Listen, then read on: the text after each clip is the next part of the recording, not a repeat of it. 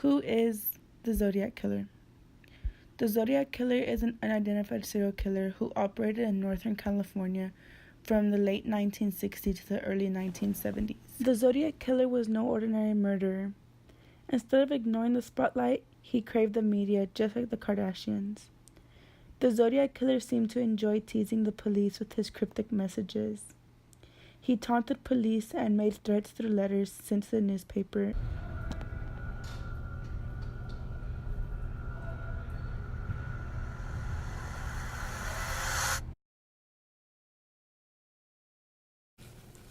October 30th, 1966. 18-year-old Cherry Jo Bates lived with her father.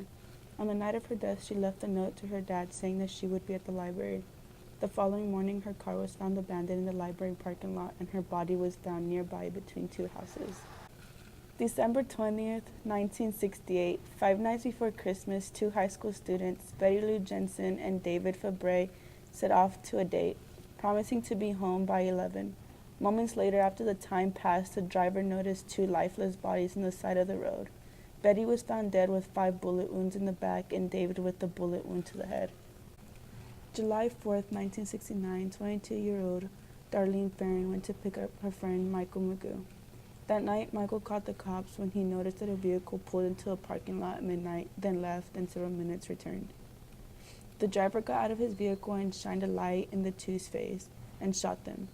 Michael was shot in the jaw, shoulder, and leg, and Darlene was hit several times. At 12:40, a call was made to the Valero police by the Zodiac. Darlene died on the way to the hospital, and Michael survived. September 27, 1969. College students Brian Hartnell and Cecilia Shepard were relaxing on the shore of Lake Berryessa, 30 miles north of Napa, California. A man appeared holding a gun and wearing a black hoodie with a white cross circle in the front.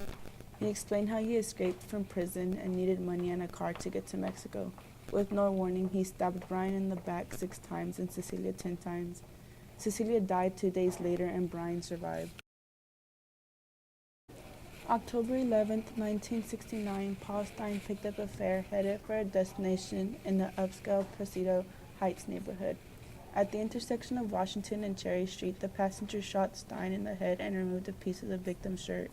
The case was considered as a robbery until the office of the San Francisco Chronicle received a letter and a piece of the victim's shirt from the Zodiac.